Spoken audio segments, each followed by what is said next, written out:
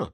अगर कुछ देर चलने लगा है तो आप उन्नति को प्राप्त हो रहे हैं। जब बिल्कुल नहीं चल रहा था और अनेक जन्मों से हम भगवान से विमुख रहे, इस जन्म में कुछ दिनों के अभ्यास से कुछ चलने लगा, तो बहुत जल्दी हमारी प्रोग्रेस हो रही, उन्नति हो रही।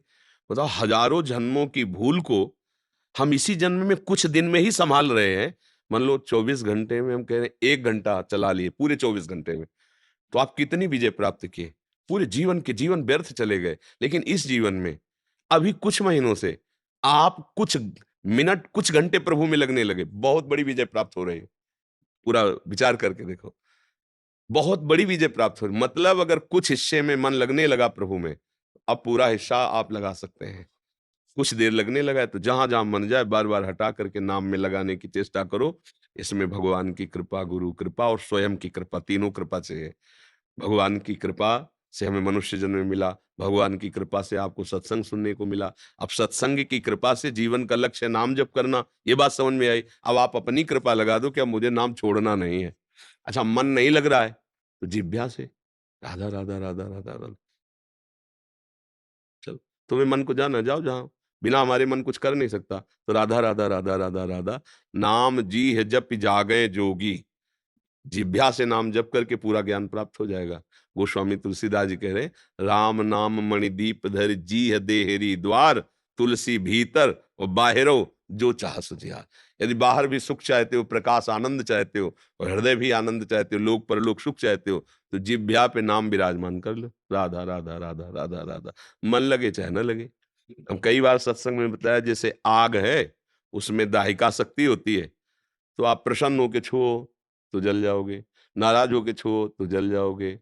भाव से, कुभाव से या जबरदस्ती, उसका काम है जलाना। ऐसे ही नाम है।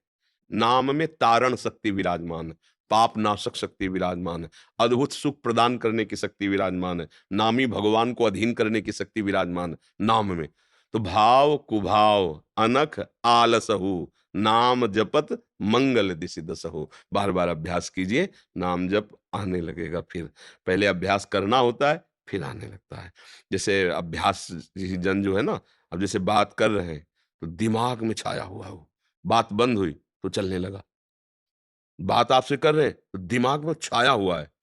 जैसे अभी आपको बहुत जरूरी काम हो, कोई इतना ज़रूरी कि अब जाना ही है, हम आपसे बात कर रहे हैं, तो आपके दिमाग में वो बात छाई रहेगी ना, मुझे जाना है, मुझे जाना है, मुझे आप बैठे हो, सुन रहे हो, हाँ, हाँ भी कर रहे हो, लेकिन अंदर से आप विकल हो, मुझे जाना है। ऐसे भजन होता है कि आपसे बात कर रहे हैं, पर वो पूर्वाभ्यास वर्षों का भा जहाँ बंद हुआ, जहाँ फिर तो बात कर रहे हैं, पर भजन हो रहा है।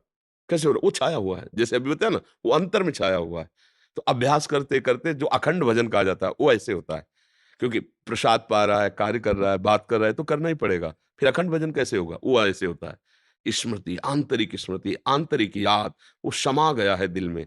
और कुछ महापुरुषों के तो फिर रोम-रोम से नाम प्रकट होने, छू दिया तो नाम वो जड़ वस्तुएँ बोलने लगी। जैसे जनाबाई थी, कंडा थापी थी, तो उनका कंडा कोई चुरा ले गया। तो उससे कह रही थी कि हमारा कंडा दे दे। बोले तुम्हारा कंडा कैसे? बोले कान में लगा के देख, कंडा से निकलता होगा, विट्ठल, विट्ठल, विट्ठल। महाराष्ट्र की बात है। इतना नाम जपती हैं, देखो कि कंडे में वो संस्कार हो गए उन हम। तुकाराम जी महाराज जहाँ चरण रख देते, वो भूमि से कान लगा के सुनो तो निकलता था विट्ठल, विट्ठल, विट्ठल, विट्ठल, विट्ठल। बड़े-बड़े महापुरुषों ने ऐसा भजन करके दिखा दिया, रोम-रोम, नस-नस, हड्डी-हड्डी में नाम स्फुरित हो गया। तो हमारी ज़बान में तो आ जाए, है ना? हाँ, राधा, राधा, राधा।